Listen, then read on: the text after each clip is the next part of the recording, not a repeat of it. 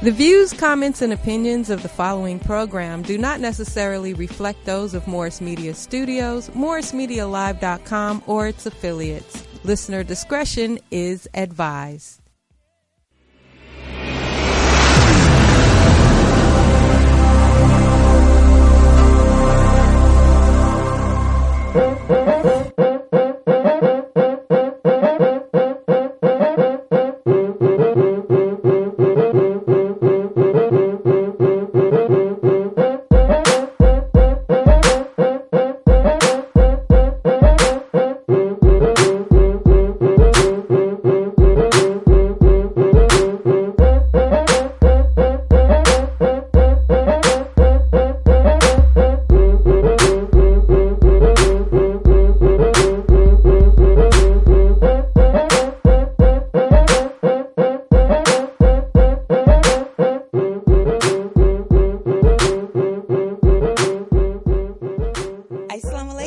Bismillahirrahmanirrahim. Peace be unto you. I'm Sister Charlene Muhammad. Welcome to Liberated Sisters. We're recording live right here in Leimert Park at the beautiful Morris Media Studios. Before I go on, I want to tell you that you can call in today's show at 323-293-3375. Also watch at YouTube, MorrisMediaLive.com, and the hashtag is Morris Media Studios. And so today's show, we welcome Women in Islam. Our featured guest for that segment is Sister Beatrice X. She is the co-founder of the Love Not Blood campaign, as well as Families United for Justice. And we will have the Farrakhan Factor with Brother Jesse Muhammad. But first, the Justice Report.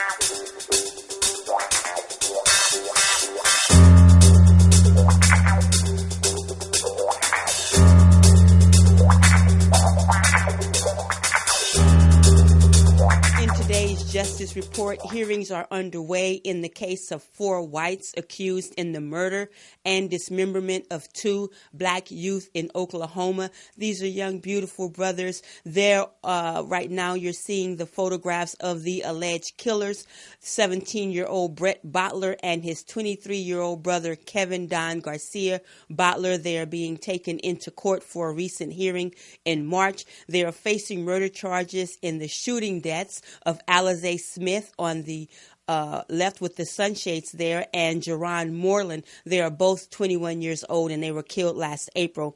Police say that the suspected killers drove their bodies to their mother's house, where she and her boyfriend allegedly helped dismember and hide them as well. 40-year-old Crystal Bottler and 44-year-old Johnny Barker are facing charges of accessory after the fact of second-degree murder and the crime of desecrating a human corpse. And so these brothers, Alizé Smith and Jerron Moreland, their families and witnesses became a little upset in court, saying that there was a ploy to get one of the killers off, 17-year-old suspected killers. 17-year-old Brett Bottler's attorney claimed that he has a mental disability, and Brett Bottler pled not guilty in court last month. And so Alizé Smith's mother, Destiny, told me for the final call, quote, "I'm very upset that they have us so close to those murderers in court and have no remorse. I'm hurt about my only son and outraged." So Kevin Don Garcia is due in court tomorrow, May 1st, under orders to enter a plea, or the case will be set for trial.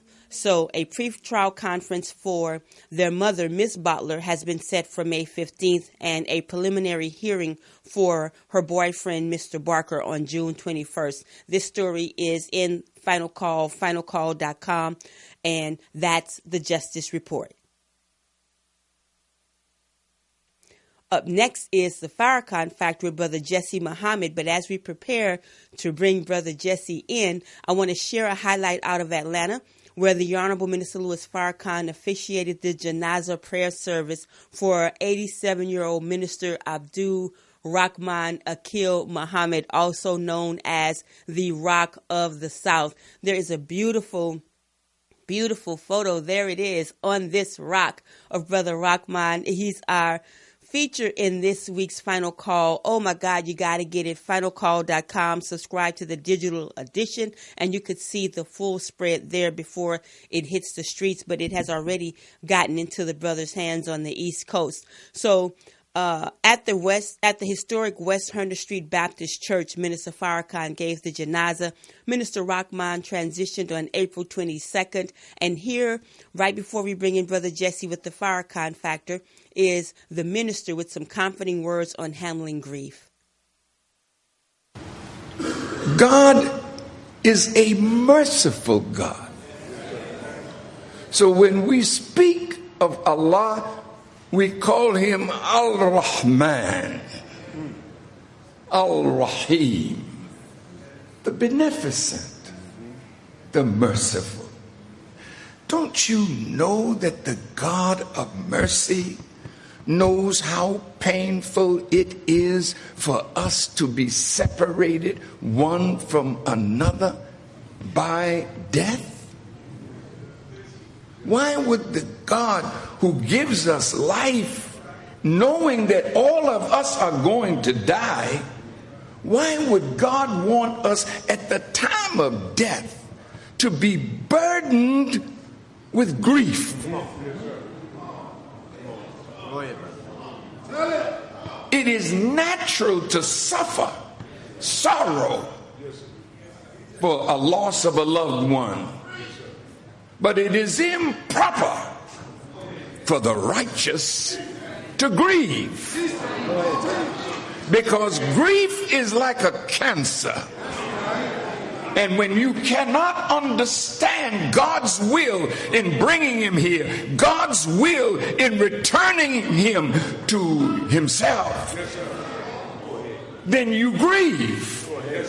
You're not at peace with what God has caused to happen. And if you're not at peace with God, then this becomes a terrible, terrible event in the life of those who are left behind.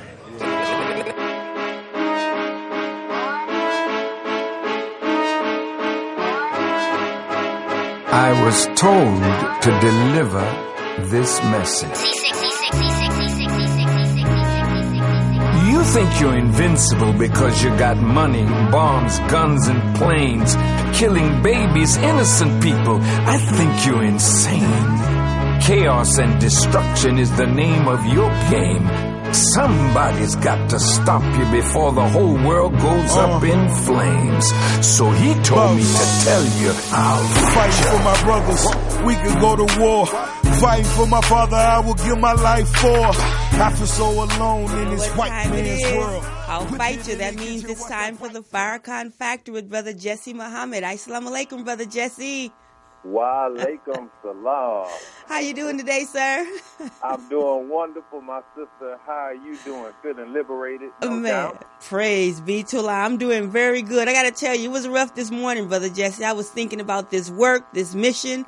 How could I do more? What may be lacking? Where can Sister Charlene do just more, to help the minister and hearing his words on how to handle grief. Speaking about Brother Rahman really brought it home to me. You're alive. So whatever you can do, do it. You still have breath. So step up whatever I'm doing and find out where there is help that's needed. So, right now the help I can give is speaking to you and bringing you in front of the people to share more about what the Honorable Minister Louis Farrakhan is doing. So I appreciate you being here, Brother Jesse. Thank you so much. Thank you, my sister, as always. And we definitely have to thank Allah for the Honorable Minister Louis Farrakhan in allowing himself to be an instrument of Allah's spirit, that he's always guided to say the perfect word that we all need in this time that we in. As we were sharing and airing the janazah service for our beloved, legendary Abdul Rahman Akil Muhammad on Facebook, it was many people who had never observed one of our janazah services before. Wow. And they were just marveling at the dignity the strength and discipline in the way that our brother was honored, and it touched people who were sending the minister private messages, Sister Charlene, who had either recently lost a mother, a brother, a friend, and they said that the minister gave them comfort as if he was talking about their own family's loss. Wow. Yeah. So God allowed the minister to give us all, I would humbly submit, a blueprint on how to properly handle grief and sense, and handling loss, rather, and the pain of the loss, so we won't bow down to the pain and the pressures of life that are going on.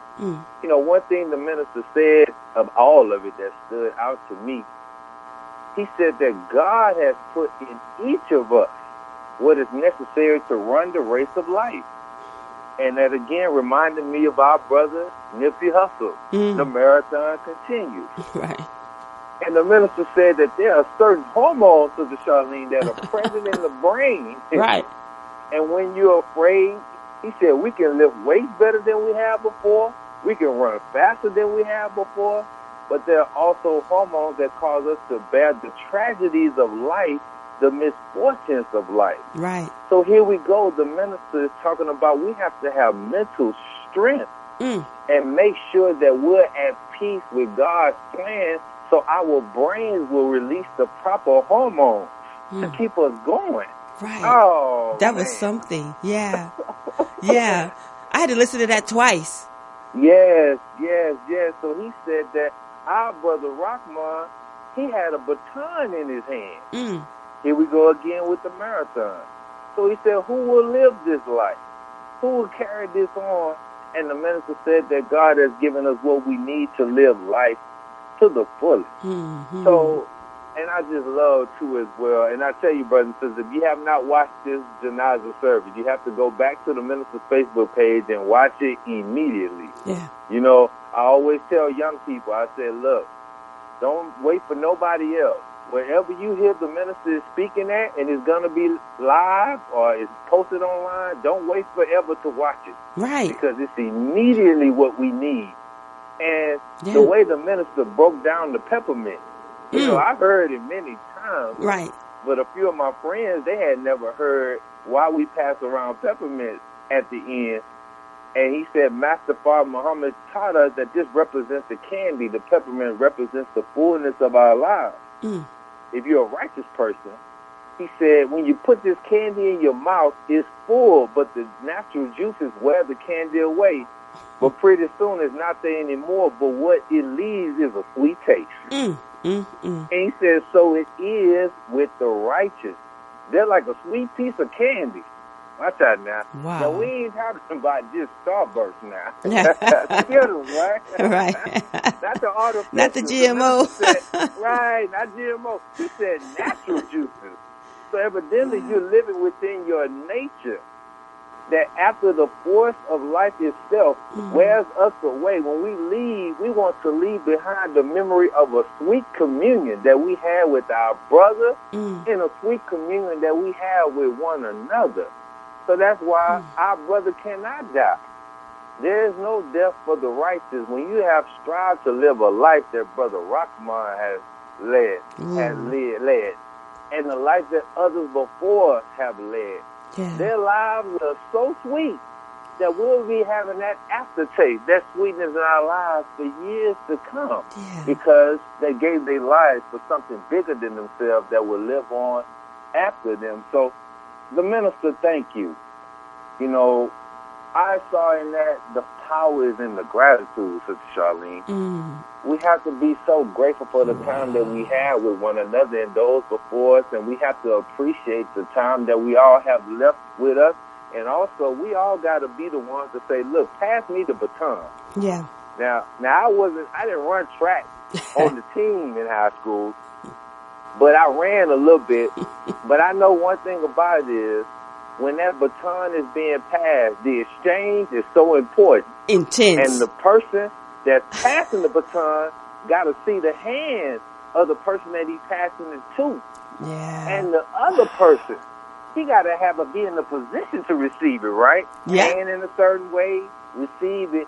And when you receive the stick, you got to hurry up and already be taken off in motion. Otherwise, the person passing the baton will bump into you. Ready to go. That's right. So that means you already got to be taking off and in motion to receive a baton.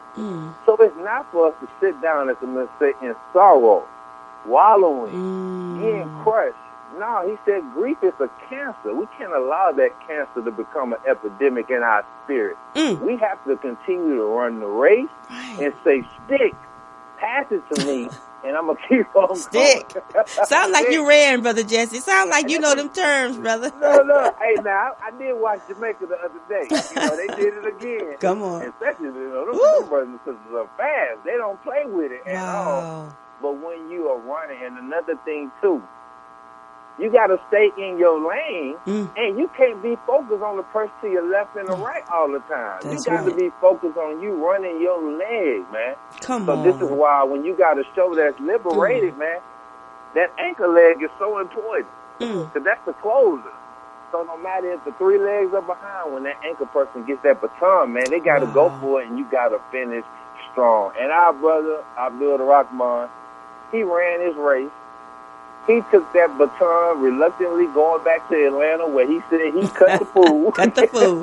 And we all know about that cutting the food. Yeah. Sometimes that's one of the most difficult things when you join the nation, is to go back to the block in the area where you know you was cutting the food. And they clown you. And I close, with this, that the minister made me remember how while I wasn't like crazy, but I did my little robberies at Food Value on Homestead and Tidwell. I did a little snatching at French's Chicken. I stole a little bit from Jack in the Box at the food store, right? Got them lemon pies. Come on now, wearing the bubble coat. Summertime in Houston, good well. I was up to no good. Selling 9 later, in the suburbs. But I went back as a FOI to try to sell final calls on that same corner where I used to steal. And I'm like, everybody loves Jesse. Man, this lady threw an old Gideon's Bible at me for calls. And I said to myself, man, I'm going home. Allah is punishing me for stealing those 9 letters. I quit. Oh, my God. But when I got in the car, the Farrakhan factor hit me. Come on.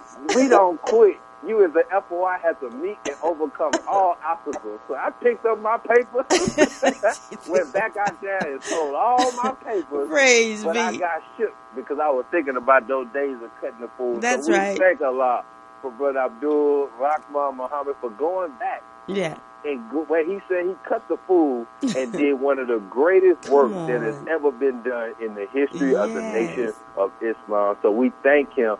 And it's so beautiful that the last time we was on Liberated Sisters, we talked about Peter and that rock. That's right. And then on the cover of the final call, it says, on this rock. Beautiful. Oh, yeah. Praise be to Allah. Yeah, it's all in tune. And Brother Jesse, thank you so much because with your closing, man, you lifted my spirit. I got to tell you, I really appreciate it.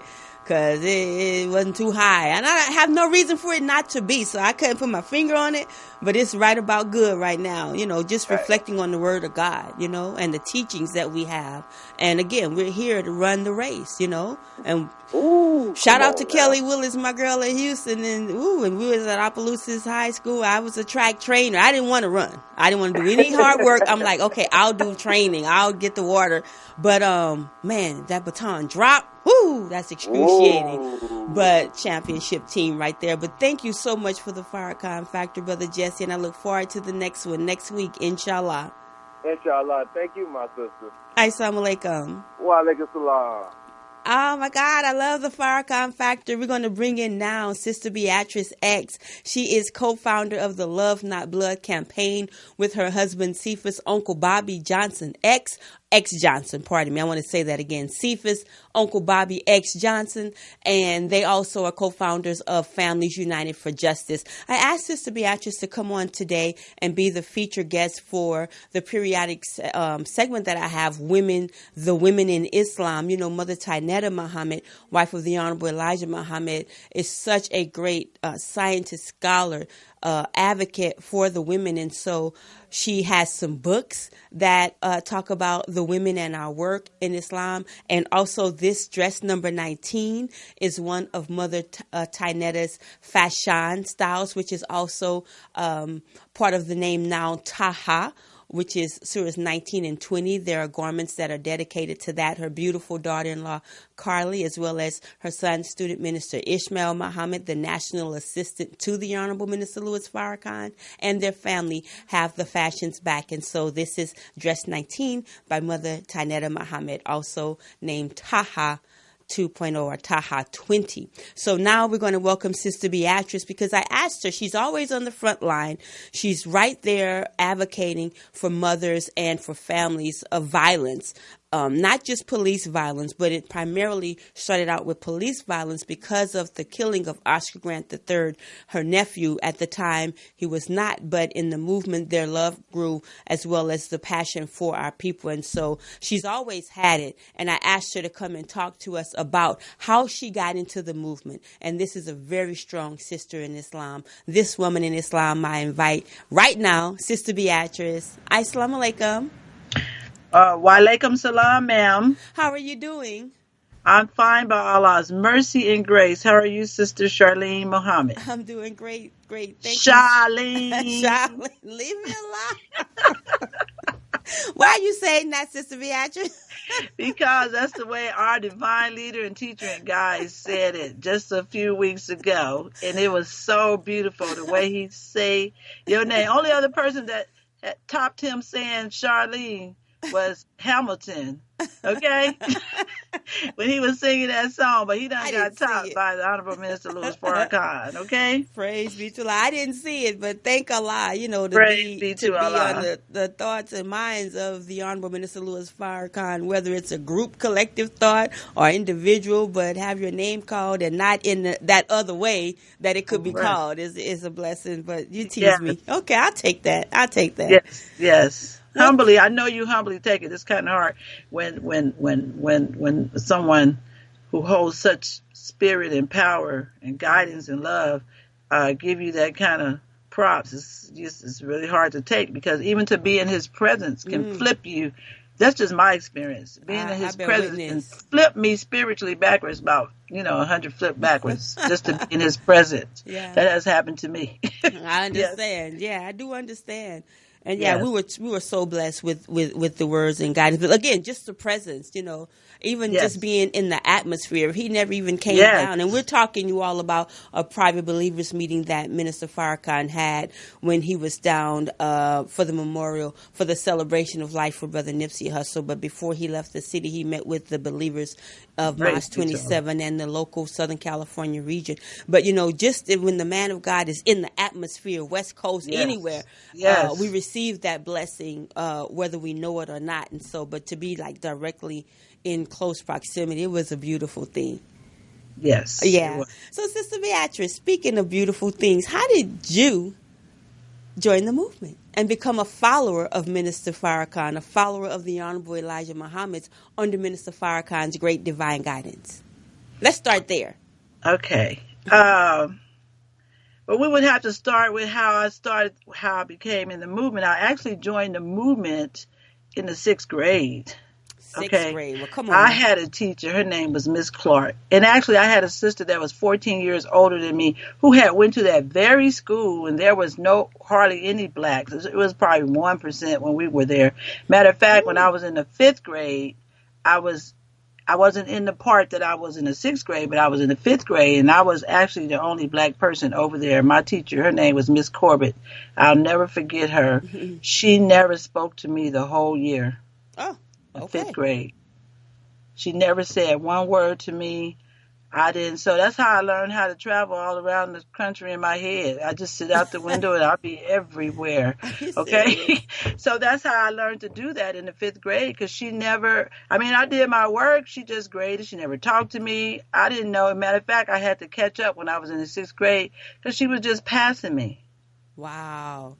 And so when we got to the 6th grade, some more black people came in my grade from behind the Capitol. This is in Phoenix, Arizona. Behind the Capitol came, and I had some comrades, a couple of my friends who lived down the street from us in the projects.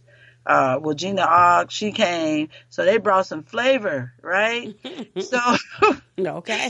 So this teacher, Miss Clark, let me hurry up and get off of her. Miss Clark was so mean to us. She was so racist, and she had been doing this for years and years and years, and it had been accepted. But I promise you, she wasn't there 3 months with us. She was gone because we was doing so much stuff to her. And then I think the kicker was, I asked, could I go to the restroom? I did not know Gina had already went to the restroom, right? So when I asked to go to the restroom, she actually followed us to the restroom, right?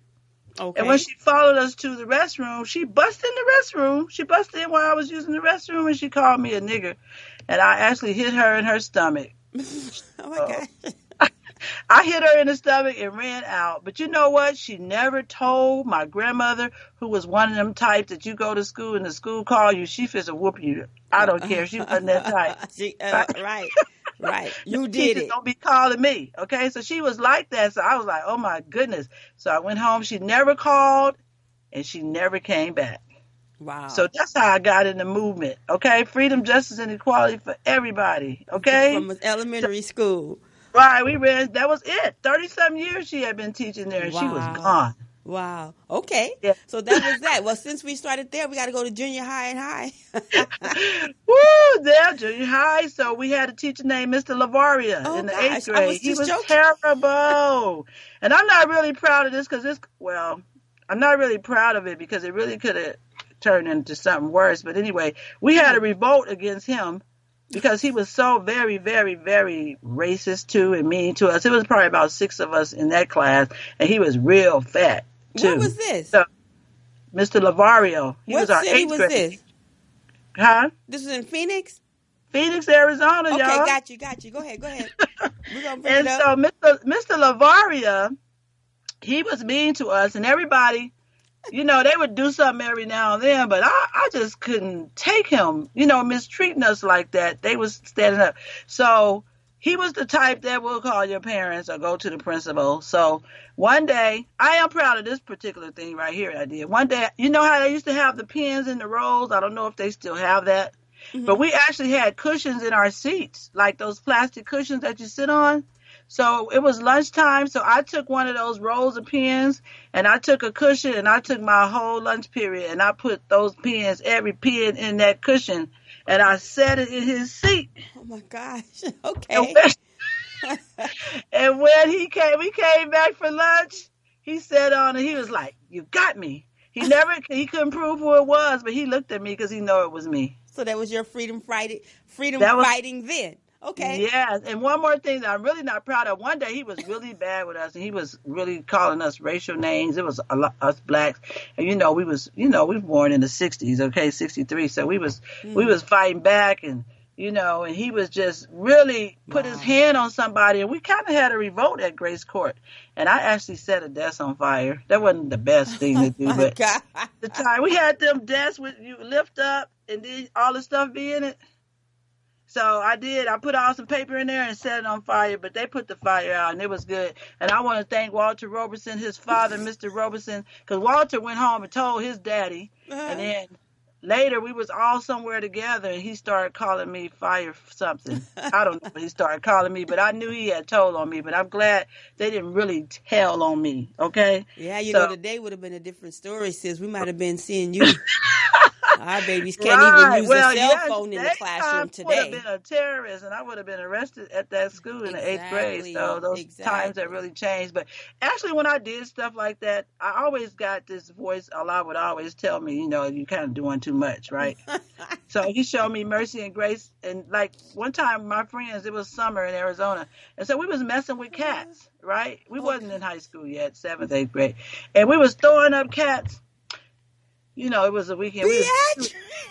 No, in a bag. We didn't know no better. There wasn't no animal rights like it is now. Go to jail, right? So we had some cats. They were the stray cats. It's always so. We actually put them in a brown bag. We in Arizona. Wasn't nothing to do. We put them in a brown bag. And we put I don't want to hear this. Wait, let me just tell you a story. It's a moral to the story. Okay, go ahead.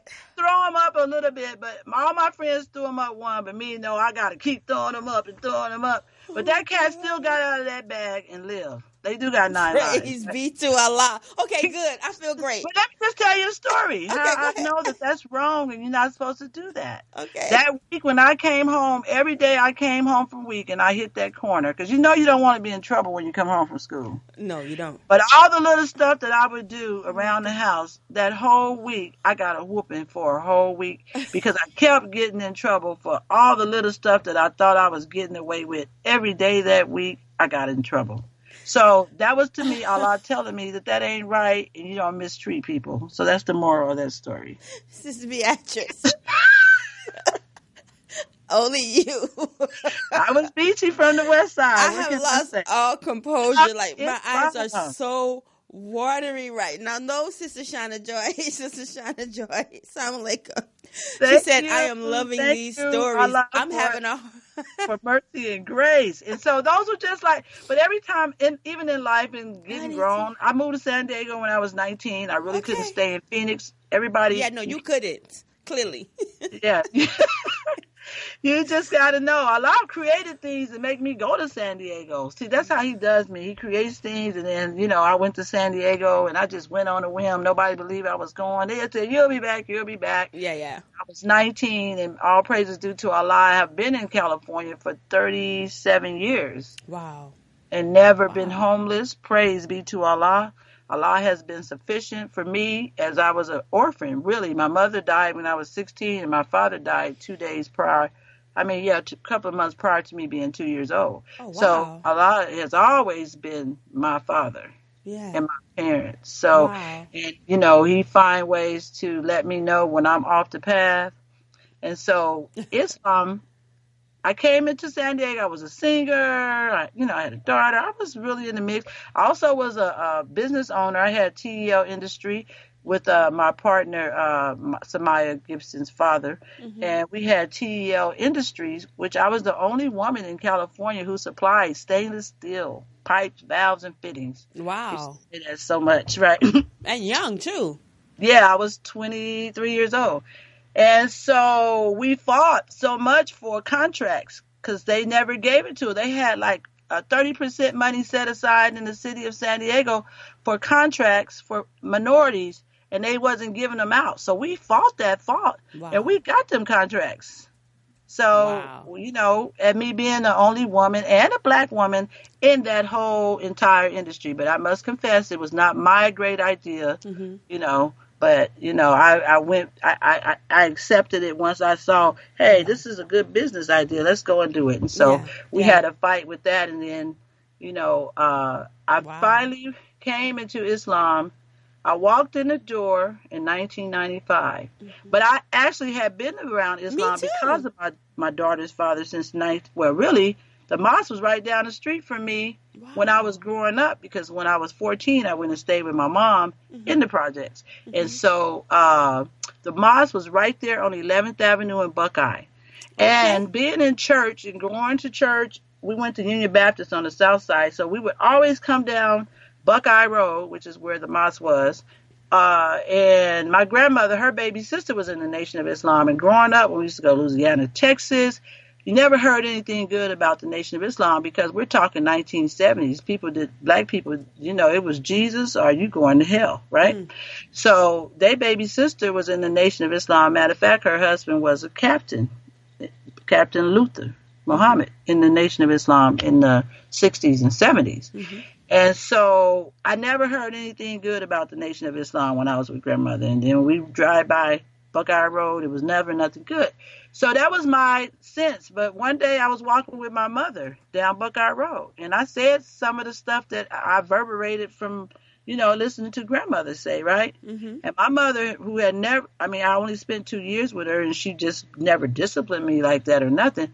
And she stopped me in my tracks. I can remember this day with the sun beaming on me and put both her hands on my shoulder and said, "Don't you ever say anything about them people."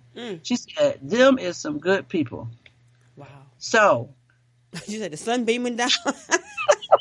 You tell a There great story. I feel like I'm right there, walking with you guys. That's really the only discipline my mother ever gave me. In the 2 years that I spent with her, where I really didn't know her before them 2 years, but the 2 years that I spent with her, that's the only time she ever disciplined me.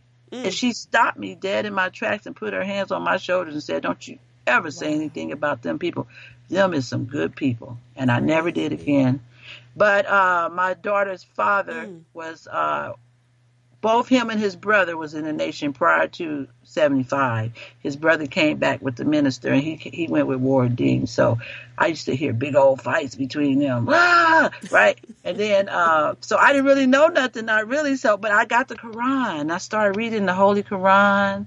I saw How to Eat to Live in 1986 or 7. I put that down, but I did stop eating pork. Why you put it down? Because they was like, no cornbread, no lima beans. All that food you grew up on. No black eyed peas. Yeah, so, but I read the Holy Quran. Allah is my witness. I read the Holy Quran in less than 24 hours one day. I could not put the Holy Quran down the first time I read it in 1987. I could not put the book down. Wow. I read it. I could really see the words lifting off. Wow. Right? Yeah. As I read, it was like feeding my soul, because I hadn't been to church, even though I was born and raised in church. I stopped with the church when I was 19 and moved to San Diego when the pastor knocked on my door. And I'm like, what you doing at my house? Right? So I never went back. Stop. Hammer time. I'm just saying, this is my story. The pastor came to your door when you were 19? 19 He years made a house old. call? It was a church that was down the street from my house. I had my daughter, only one child, Shonda. She was like 16, 17, 18 months. And I had found a little place, because I lived in Hillcrest, that area near the water in San Diego, right? And I was going to this little church that was around. That was convenient, because I always wanted to know God. I wasn't running from him. I was trying to get to him. Seeking, yeah. I was always seeking him, right? Thank you. So, but he knocked on my door. I was in my house listening to the music, cleaning up, and I opened the door, and there was the pastor. I'm like, he said, "Well, I just came by to see how you doing." I'm looking like, "Where's your wife in the congregation? Because who gave you my address?" Okay. Wow. And I slammed the door on him, and that was it. And I never went back to a church, but I could tell you, Earth, Wind, and Fire, Frankie Beverly, LTD, they kept me spiritualized until I got the Quran in 1987 when I read it. And that was all I had. That was all I had, and that's all I knew. I didn't know anything. Wow. I did go see Minister Farrakhan in 1987. He was in San Diego in Claremont Mesa. And I went, my brother-in-law took us, because I was opening actually for the Whispers the night before. Because you could sing. And so the next night we went to hear the minister.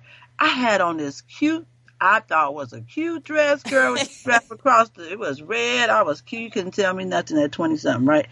And I went in there, and sat down. The minister started talking. I did not get up out of that seat. I was so embarrassed for my own self, right? Wow. Because he was teaching truth, not because I felt like he was, he was just, what he was saying resonated with my heart and soul. Yeah. And I just wasn't getting out that seat till it was time to go. And then my brother-in-law came and he said, "I want you to meet Minister Farrakhan." And I said, "Oh, no.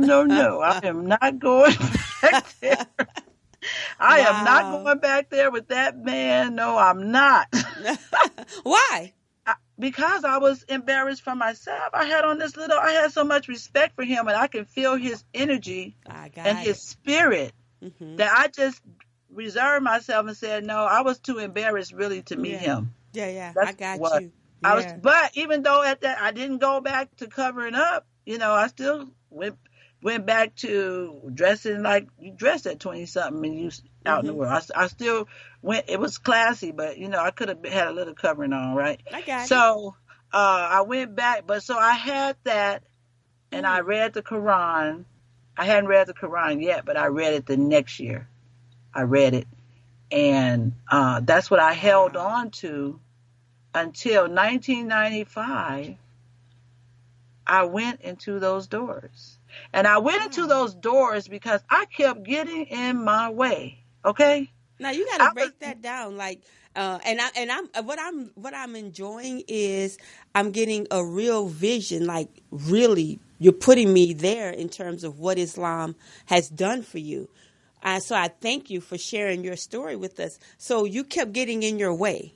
I kept getting in my way because I was never a bad person. Everybody always liked me. I was a good person. I was always doing charity in the street and, helping people. You crazy. And doing good. But I was in my own way with myself, the internal stuff that I have to deal with, like my father dying. Even though he loved me, he used to steal me. As a matter of fact, my mama shot him one time and he came back and got me. He used to come to the windows. My brothers say they used to throw shoes at him. He would stop at the window and throw the shoe back. Okay. So he loved me, and that his mother explains you. His mother and my family and my older cousins shared the story of how he would hold me and wouldn't let nobody hold me. And then my big mama tell me he wouldn't let nobody hold me. And then he'd come and say, "Mama, can you change my baby diaper?" And then he'd give it back. But to hear those stories, You're a big baby. You're a big baby. Right. But it was painful for me because I didn't have any parents. I get that. I didn't have no daddy who really loved me. And he loved me. I always wondered what would that have been like if he was here. And then my mother, she passed when I was 16. So I'm in California where a lot of people got their parents. I moved to San Diego. They got their parents, and their parents got homes and they have family stuff. You know what I'm saying? Yeah. So I had to really deal with that as a young person, and it really bothered me. And it wasn't until I came into the Nation of Islam, I walked in the door in 1995, maybe about February, March, or April. But I kept getting my own self in the way, so I would drink, I would smoke, I would, what I'm saying? Then I would get back on the path, and be myself. I was so hard trying to be myself, being myself naturally. I always wanted to be myself naturally, but it was like I could only take so much of myself inside of myself, that I would go drink, I would go smoke, and then I would come back and be normal. I mean, you know what I'm saying? So I was just having those battles. And I walked in the door in 1995. I think it was like January, between January and March. Ooh, pre-Million Man March, baby. That's right. And I marched into Muhammad Mosque number 8. And I had been in San Diego at that time, a long time. Nobody had ever invited me to the mosque. So, and I used to be over there off of 30th or something. I would see them, but nobody's like, hey. And I would say, like, I needed that, right? When I got there, I was like, I needed this. So I came on a Sunday, me and my little baby who was only maybe not even a year yet. Akeem was not he wasn't a year. He was some months. And I came, and that's another reason I came, when I went in there, it was for me. But when I stayed in there in the beginning because of my son, because when I came in, Brother Lee was teaching, who is still in the mosque today. Praise be to Allah. Brother Lee in San Diego was teaching. And he was teaching, and I started crying. I was like, oh, this minister, this is my church, not knowing it ain't a church, right? Right. So I was like, I'm coming here, right?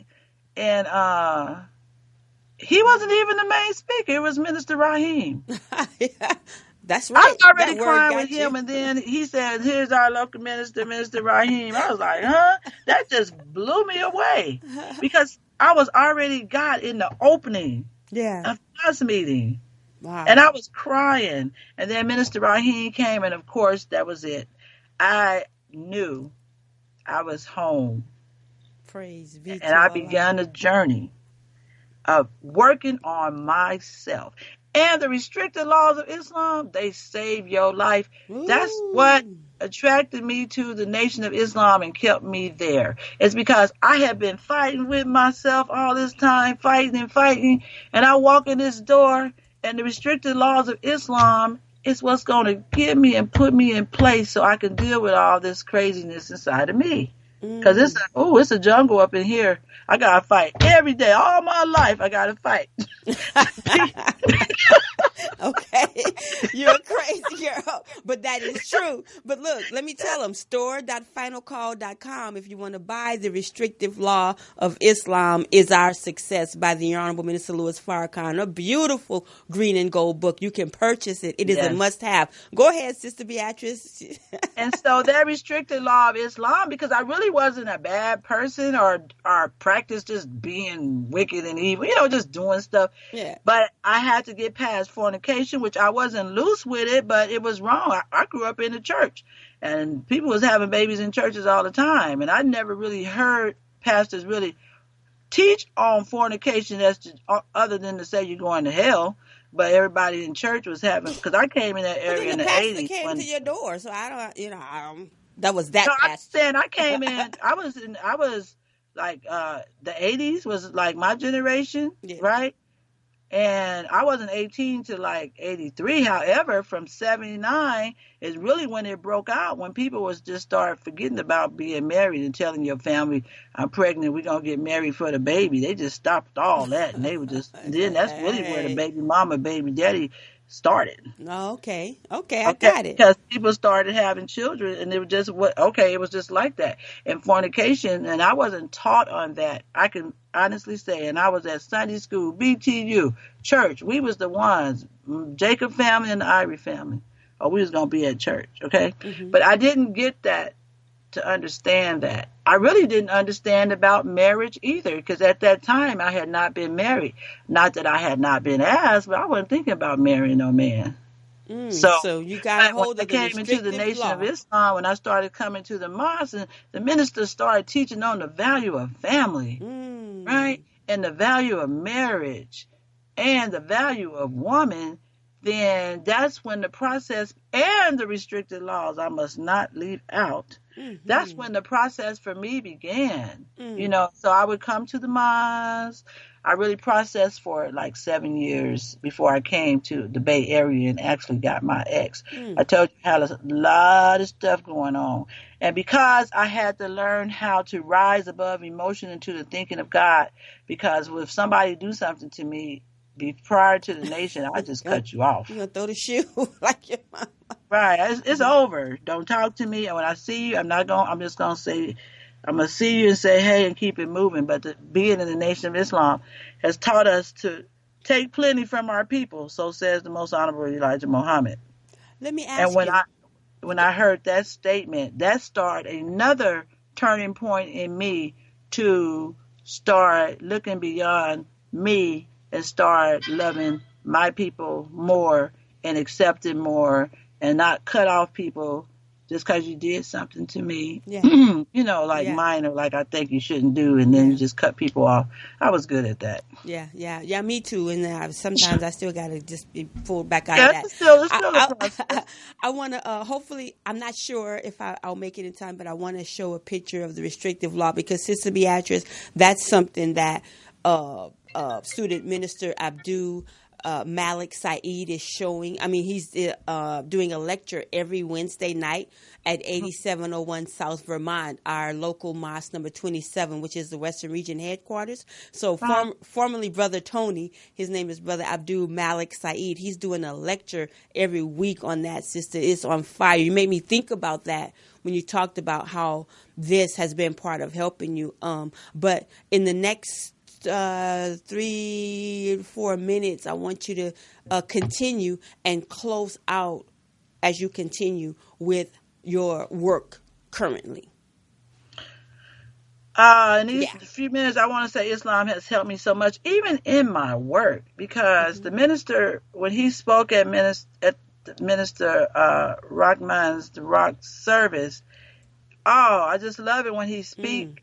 Because it helps me. I deal with a lot of death all the time. I deal with a lot of mothers, a lot of fathers, a lot of family members who have been lost, and always in my thing, I'm like, oh God, because I know that this could happen to me. You know, this could happen to any of us, black and brown, and to lose your child in community violence or by the police. It's just something that mothers, black and brown mothers, fathers, families have to live with. And so the minister words, I really just want to put everybody I work with in a room and just have them listen. I try to give them tidbits, but it's what is needed. And maybe perhaps we should have a conference and bring the families together and let Minister Farrakhan speak to them so that he can guide them, you know, on how to handle grief, because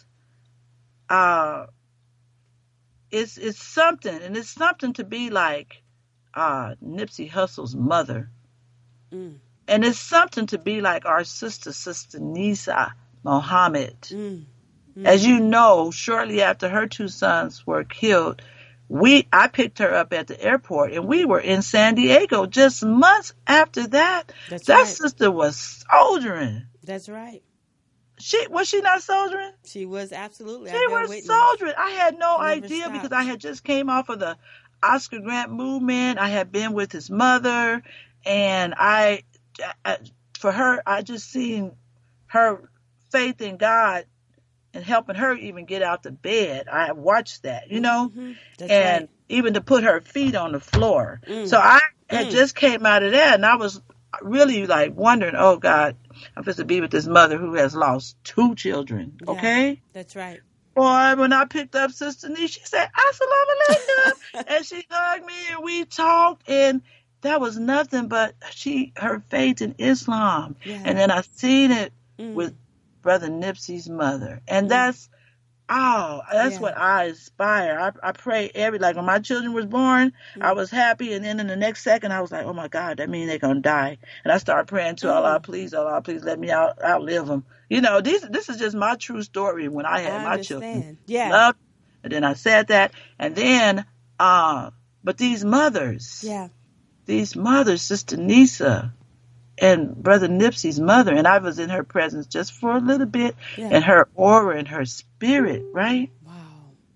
Man, if I could give that to all the mothers, if I could give that to all the families impacted the guidance of the Honorable Minister Louis Farrakhan, that would be so wonderful. It would make work easy.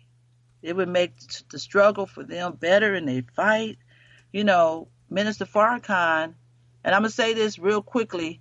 I was thinking when I was working about before Minister Farrakhan lost his son, Louis Farrakhan Jr., I was thinking, because I be in my head, I was like, you know, the minister guides us all the time, but he's never lost a child. So he really, he knows, but he hasn't experienced that, because that's what family members tell you all the time. You never lost a child, right? So, Minister Farrakhan's son, may he rest in peace. May Allah be pleased with him, yes. Yeah, may Allah be pleased with him. When he passed, actually, I knew that was going to happen. That's just the truth. And I knew it would be him. But the minister can teach on every subject now. Because before I was like, he done taught on every subject. This was just some thoughts I had in my head. I said, and he's taught on death, but with me getting people saying all the time, you know, you haven't lost a child, you haven't lost a child. You know what I'm saying? But the minister is in position to heal all these families. He always was in a position. To make that plain. But he was always in a position. But Allah has elevated him to the degree where, you know, he can't be questioned. Okay. Praise be to Allah. And for those who do and would, I would just say check his body. I do understand what you're saying totally, my beloved sister, but I would say check the body. And also what we don't realize, I think, as a people is we have a man here who comes with the revealed word of God, right? And so as he says, I've received that from him personally. I've witnessed him tell people that personally, and also just over and over again. He says, I am a vessel. Allah, like, I don't know you, but I know you. but not like Allah knows you. And he feeds me for you. I am a vessel, so pay attention to my words. Right. So, we just don't understand. It's a lack of knowledge, but I do understand where people are coming from, but we've not known a man of God. We've only read the books about a man of God. We've only heard jackleg preachers talk about the man of God. We've only heard robbers and thieves come in the name of the man of God. But we got the man of God here all day. Yes, so ain't no questioning that where I'm concerned. Okay? I thank Allah every day for the coming of Master Farad Muhammad, Elijah Muhammad, and Minister Farrakhan, because I already know that I couldn't be myself without those three coming for me. They came for me. Yeah. Okay? I got came for. You think my daddy was coming to get me? No, I got okay? Shot at him and threw the shoes. Sister Beatrice, that's our time. I love it so much. We can go on a great laughing note. I want to thank you so much, sister, for coming and telling what Islam has done for you. I love it because it's our testimony. Yes. Praise be to Allah. I'm glad to know you. Glad to call you. Sister Charlene, I love you. And thank you for Liberated Sisters. I love it in the week. I'm one of your biggest watchers because it inspires me to help me get through the week. And Allah is not finished with me yet, y'all. So that's right. Don't judge me. Likewise. Okay. Praise be to Allah. No, we are not the judge even of ourselves. Brother Abdul Malik reminds us from the Honorable Minister Louis Farrakhan. Love you, sister. See you in the field. Assalamu alaikum. That's walaikum salam. That's our show for today. Thank you, Sister Beatrice X. Thank you, Brother Jesse Muhammad. And thank you so much, studio producer, engineer, and owner right here of this establishment, Sister Felicia Morris, the poetess is what we call her. In the words of Brother Malik, meet me at the mosque, 8701 South Vermont at Manchester, Sunday at 10:30. I'm Sister Charlene Muhammad saying if it's impacting our community or can uplift us as a people, let's talk about it. Peace.